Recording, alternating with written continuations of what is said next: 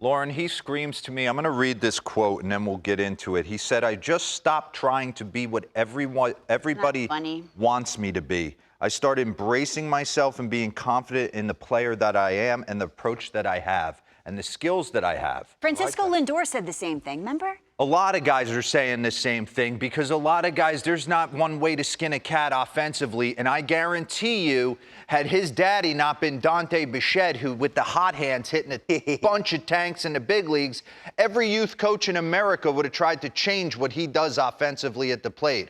But it feels good for him. He gets the barrel to the baseball on time. He does a lot of things right. It just comes from a different place, a different athletic place. But last night, 5 knocks, making it look easy. He has been one of the best hitters in the game since last September. And let's dive in and give him love because he's a great side angle to look at. He looks awesome in his uniform. The hair is perfect, everything. And he has a lot of moving parts in his swing. But you know what it's led to? Absolute damage at the top of Toronto's order. Okay, let me take you through his at-bats last night. Just to get me over like slider, cutter, middle of the plate, boom. Sitting on that pitch 1-1, changed the entire game with one swing of the bat. Playing pepper, bullet, give me something the other way. There it is. When you have that in your back pocket, it's hard for you to go into a tailspin when you can take that heater in and push it the other way. Pause this for me real quick. Bring up the weighted runs created plus leaders board. This is awesome. Remember, weighted runs created plus signs park adjusted. This is one of your best offensive stats. 100 is the league average ball player. Aaron Judge is playing. He's 2 of them. Okay, then you got Mike Trout, Bo Bichette, right in the middle. Better than Yordan Alvarez. Awesome seeing Yandy Diaz on there. Pretty incredible. So he's doing a lot of things from an offensive standpoint real well. So what was different pre-September 22? Let's get into it. Pre-September 22. Bring that back to the beginning for me real quick. Stop it right there. See any difference in the setup? I don't. His ability to wear his pants like that has changed the game on the youth level, by the way, too. I see it every weekend at these travel tournaments. I mean, this is above the knee on the quad and spray painted on. Okay. But do you see any difference? Maybe his hands are in a little bit of a different spot. He's got maybe his left shoulder tilted a little bit, but not much. So what's changed? Maybe him stop listening to a myriad of people tell him a bunch of different things and him trusting his athletic ability to be on time and deliver a powerful blow to the baseball. Run this. Love the high leg kick. We'll get into what he does with 2 strikes. You wouldn't teach this. Pause. Why? It's just a lot of athletic moving parts. You're used to getting taught when you're a kid. Any trophy you've ever got has got the guy standing like this, and you start to get the elbow high, maybe the elbow low. You start getting the basic fundamentals, what each arm does. This is just athleticism at its finest, right? But he's stacked into his backside running. Hands are a little different, loads them back, a little bit of an arm bar.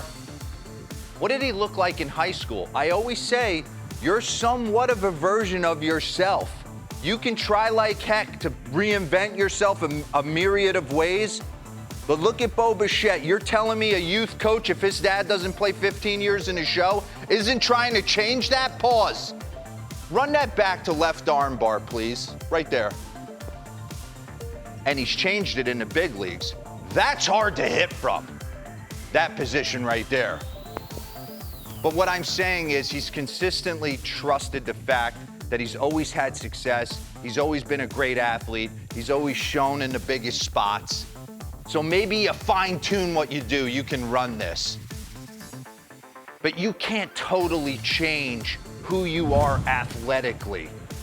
And he does 3 things for me offensively that you have to do to be an unbelievable hitter. Number 1, you got to hammer the fastball.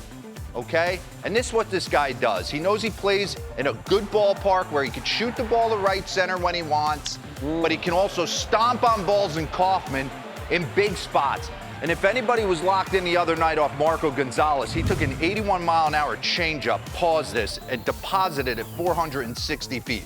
Bring his numbers up versus fastballs and off speed. And just focus since the start of September. Look at what he's doing against fastballs since the start of last September.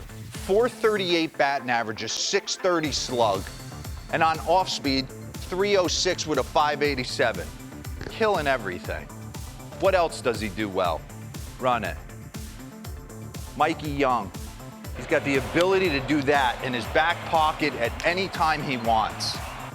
So it's tough to slump when you know with 2 strikes I could just play pepper with the right field line.